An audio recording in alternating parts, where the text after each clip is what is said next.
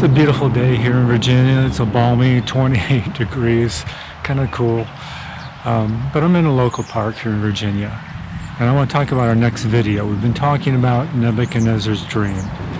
And this image of different metals, of gold and silver, brass and iron. And we're going to talk about the kingdom that comes after Babylon, which is represented by the chest and arms of silver. Who is this kingdom? Well, let's open the Bible and see what it has to say.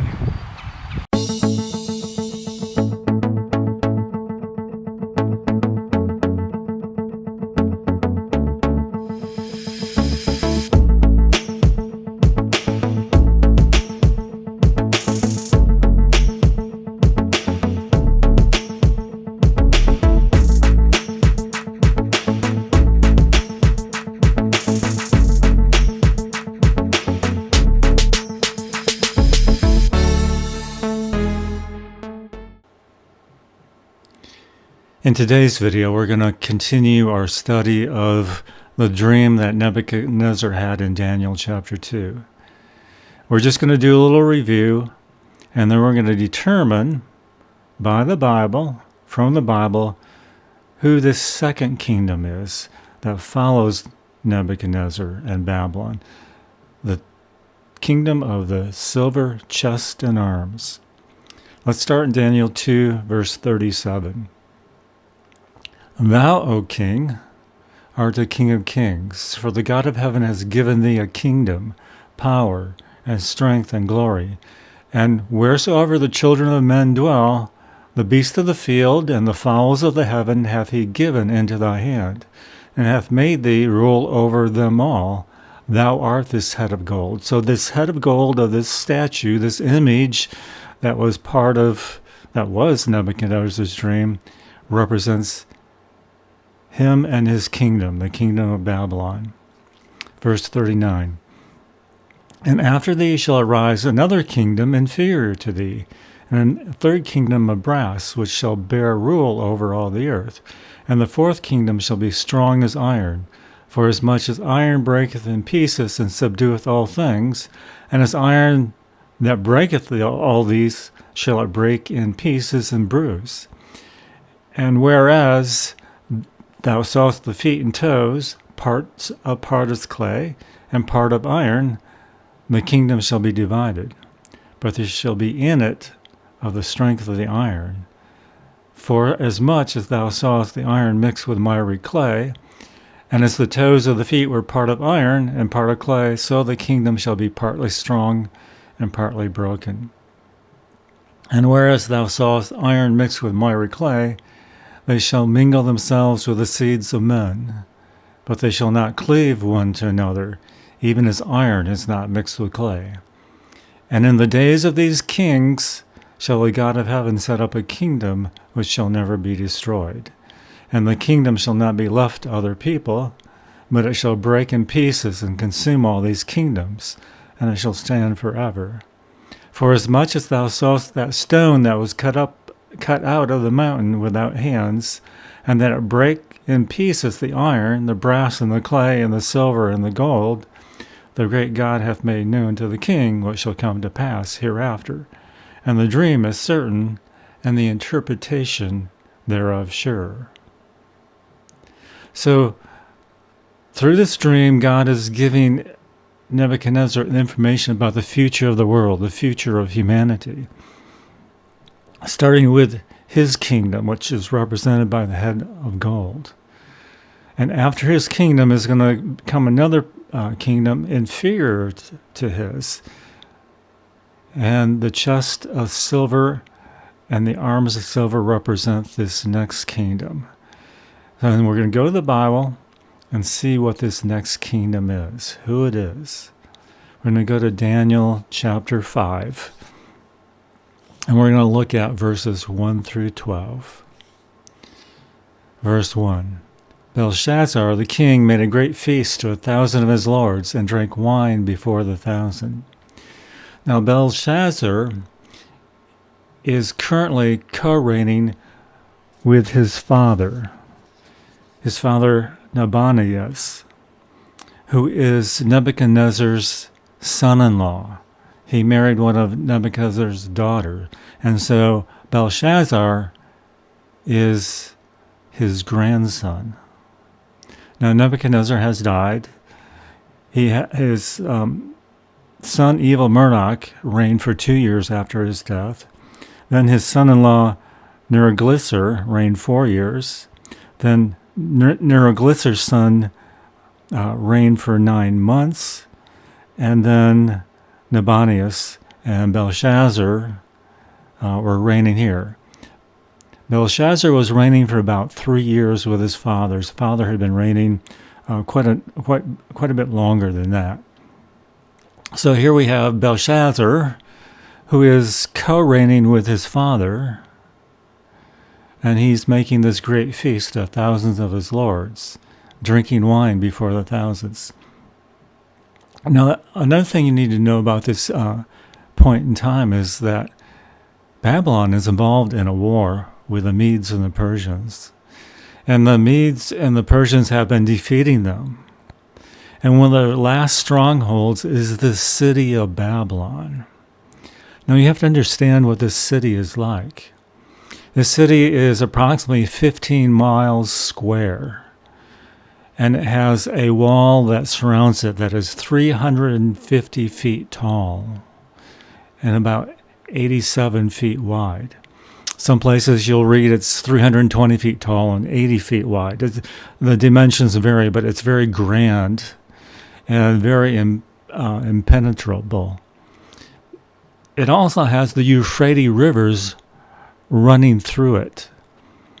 There is a place where it goes under the wall, and it has a wall on each side, the same height and the same depth as the one around the city, that travels the length of the city and exits the other side of the city. And in this wall, there are multiple brass gates where they have entrance, access to the river, and those gates can be shut to keep any potential intruders out.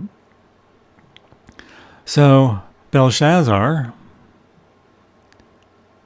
being part of this kingdom of Babylon, who's under attack from the Medes and the Persians, and is losing, is deciding to have a feast. He's in Babylon. He thinks no one can reach him.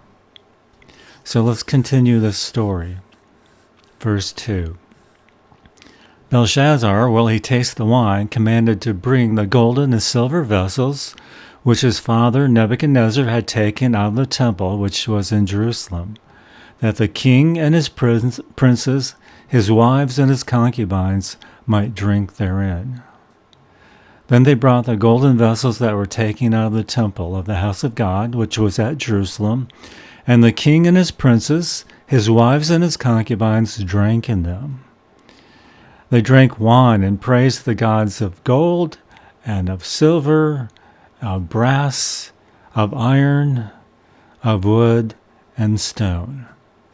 This is interesting because most of these metals are involved in this image that Nebuchadnezzar dreamed of. Gold, silver, brass, iron. Then it talks about wood and stone. Verse 5. In the same hour came forth fingers of a man's hand, and wrote over against the candlestick upon the plaster of the wall of the king's palace. And the king saw the part of the hand that wrote. Then the king's countenance was changed. His thought troubled him, so that the joints of his loins were loosed, and his knees smote one against the other. He was shaking because of the fear from seeing this hand writing these words on the wall. Verse 7. The king cried aloud to bring in the astrologers, the Chaldeans, and the soothsayers.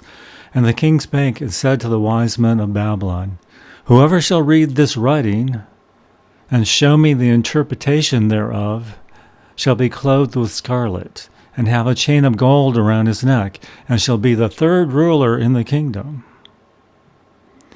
Then came in all the king's wise men, but they could not read the writing, nor make known to the king the interpretation thereof.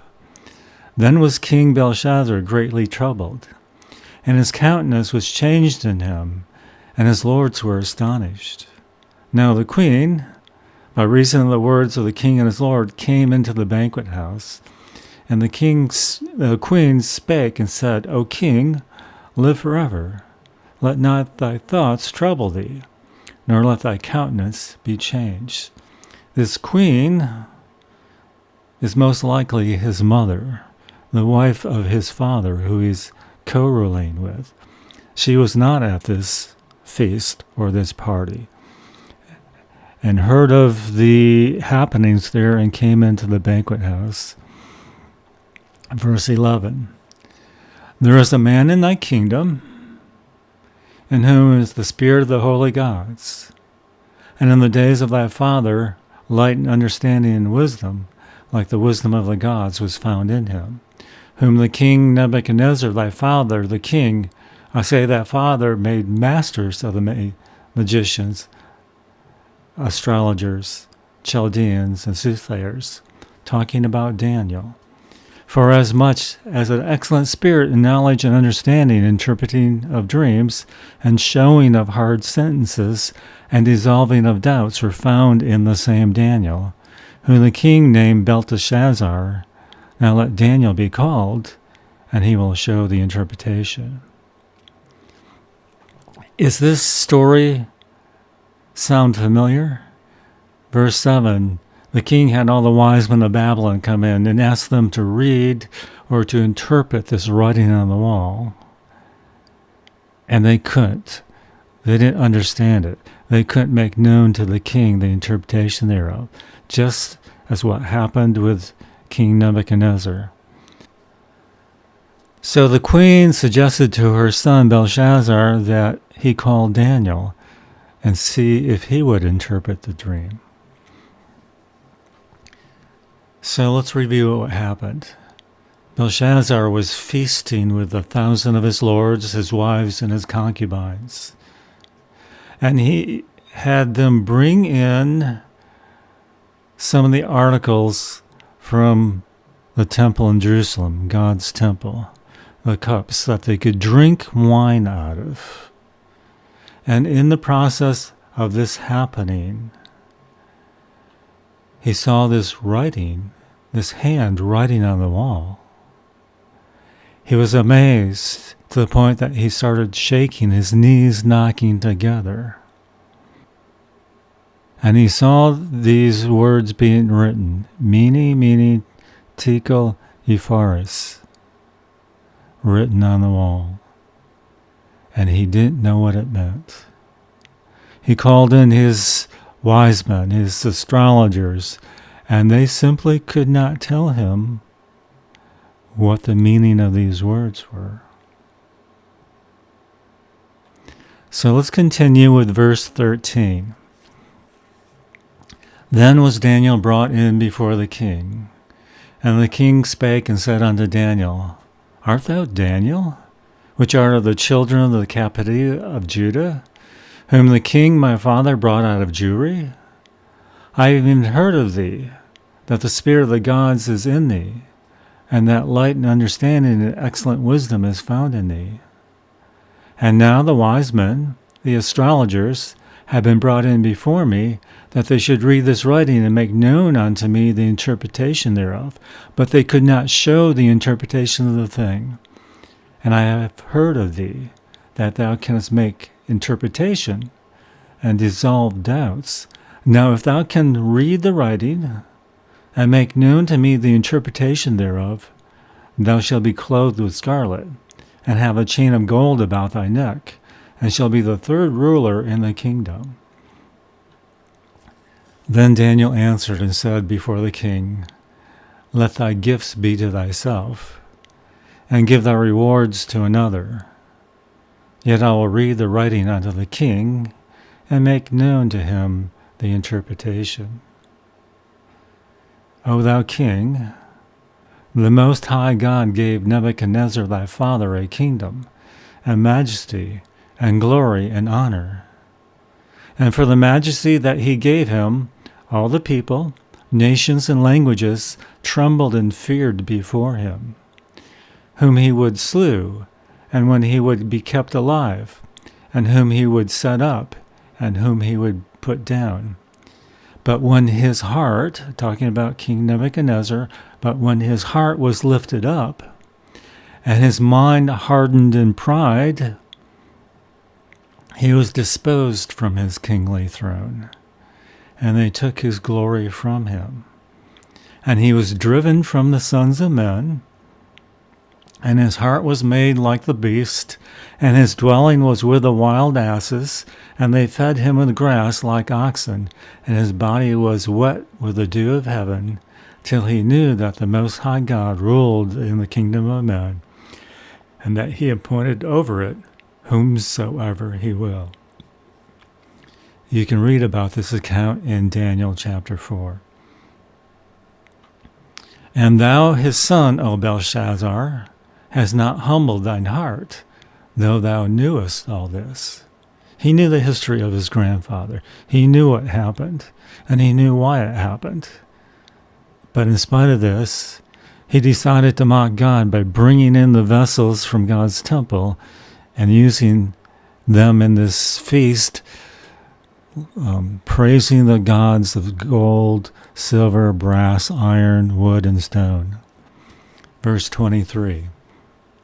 But hast lifted up thyself against the Lord of heaven, and they have brought the vessels of this house before thee, and thou and thy lords, thy wives, and thy concubines have drunk wine in them, and thou hast praised the gods of silver and of gold, of brass and iron and wood and stone, which see not, nor hear, nor know.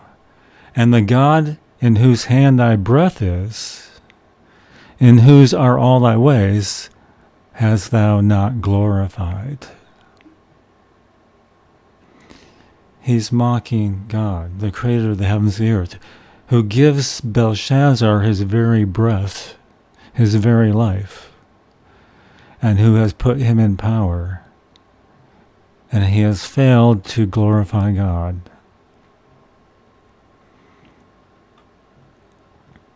So this Daniel is telling the king. Can you imagine the thoughts of King Belshazzar? And all those wise men and astrologers, soothsayers who couldn't interpret these words for him?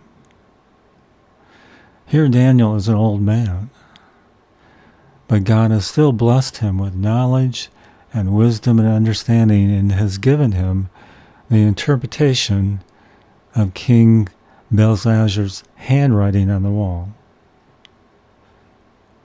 These 4 words, and Daniel will give the interpretation. Tell him what they mean. Verse 25, and this is the writing that was written. Mene, tekel, upharsin. This is the interpretation of the thing, meaning God has numbered thy kingdom and finished it. Remember, Nebuchadnezzar's dream is about a succession of kingdoms. His being the head of gold, Babylon, and this next kingdom is the chest and arms of silver. And here, this handwriting on the wall says, God hath numbered thy kingdom and finished it. Tekel, thou art weighed in the balance and art found wanting. He's been judged by God and found wanting. Peres, thy kingdom is divided and given to the Medes and Persians. Then commanded Belshazzar, and they clothed Daniel with scarlet, and put a chain of gold about his neck, and made a proclamation concerning him, that he should be the 3rd ruler in the kingdom. In that night was Belshazzar, the king of the Chaldeans, slain, and Darius the Median took the kingdom, being about 62 years old, or 62 years old. So, these words written on the wall were a judgment to Babylon and to this king Belshazzar that their kingdom was done, that it would be divided and given to the Medes and Persians. Do you know that the Bible prophesied that this was going to happen? Let's go to the book of Isaiah, chapter 44. And Isaiah was a prophet in Israel about 200 years before the nation of Babylon. And this is what it says in Isaiah 44. Remember these, O Jacob and Israel, for you are my servant. I have formed you. You are my servant, O Israel, you shall not be forgotten by me. I have blotted out as a thick cloud your transgressions, and as a cloud your sins. Return to me, for I have redeemed you. Sing, O heavens, for Jehovah has done it. Shout, lower parts of the earth. Break out into singing, O mountains, O forest, and every tree in it. For Jehovah has redeemed Jacob and glorified himself in Israel. So says Jehovah, your Redeemer, he who formed you from the womb. I am Jehovah who makes all things, who stretches out the heavens alone, who spreads out the earth. Who was with me? Who brings to nothing the signs of the liars, and make diviners mad, who turn the wise backwards, and makes their knowledge foolish? Who makes the word of his servants sure, and makes good the counsel of his messengers, who says to Jerusalem, she shall have people, and to the cities of Judah, you shall be built, and will raise up the waste places of it.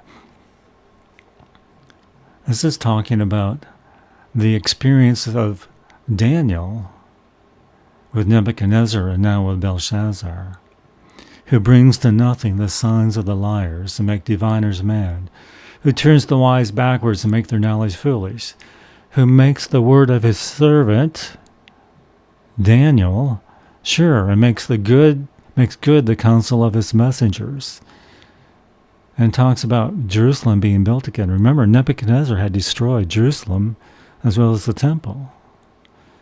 And this is a prophecy that it will be rebuilt again. Who says to the deep, be dry, and I will dry up your rivers. Who says of Cyrus, he is my shepherd. Who shall do my pleasure, even saying to Jerusalem, you shall be built, and to the temple your foundation shall be laid. You need to understand that Darius the Mede, who became king in this kingdom of Medo-Persia, had a nephew named Cyrus,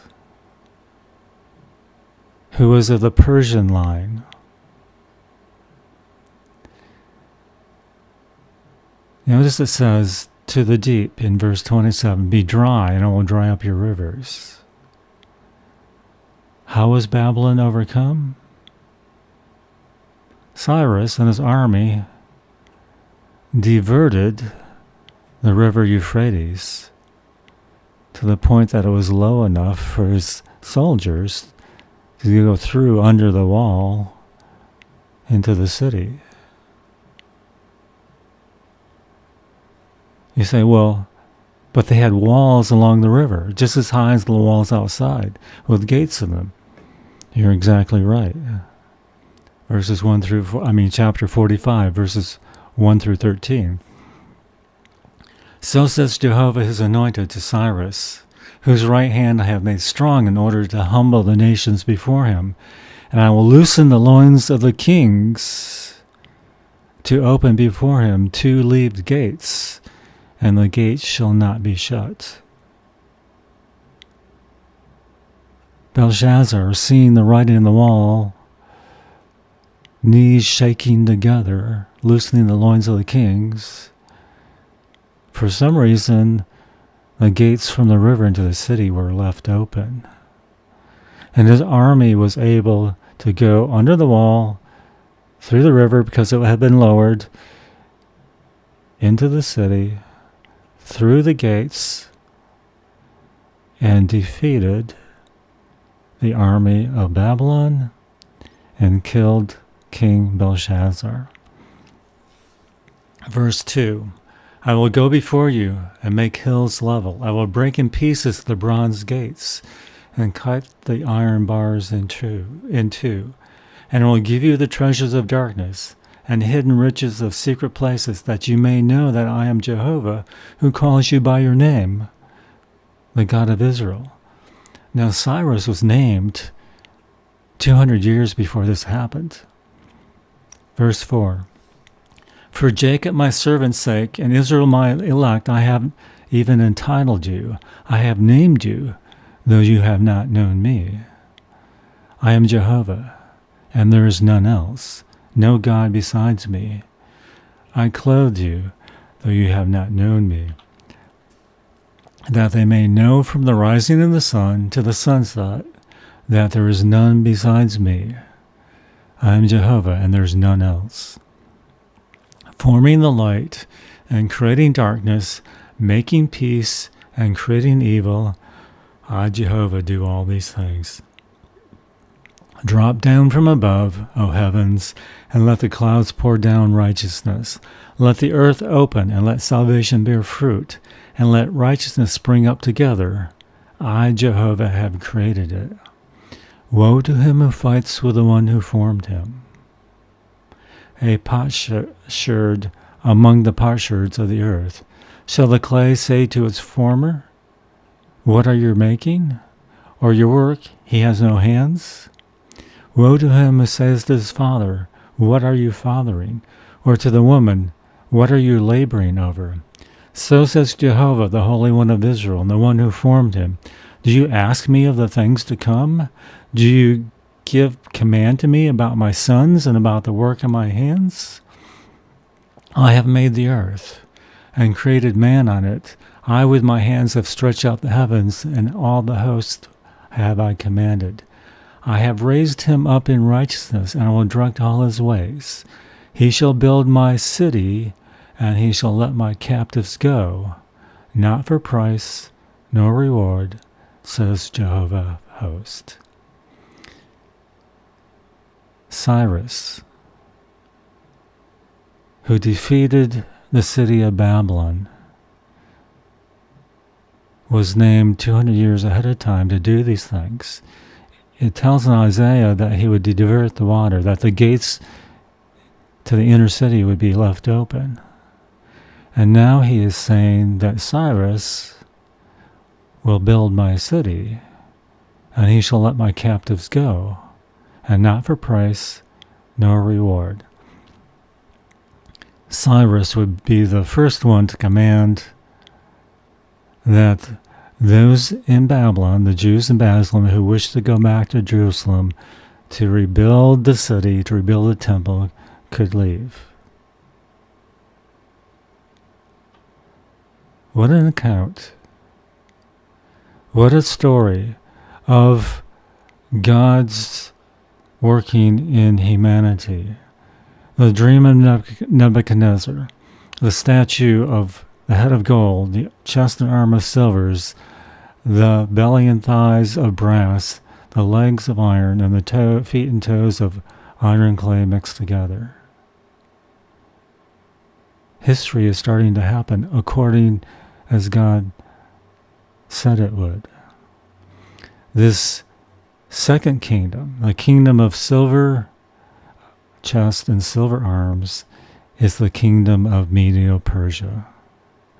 And Cyrus was named well in advance, that the river was lowered, they were able to go into the city, and through these great walls surrounding the river, the gates were left open, and they defeated this city, which everyone thought was impossible to do. The king thought it was impossible. He was drunk, having a drunken feast. And yet God's will be done on this earth as it is done in heaven. So this is the chest of silver and the arms of silver. What will happen next in this vision of Nebuchadnezzar? The belly and thighs of brass. We'll talk about that in the next video. May God continue to bless you as you study His Word.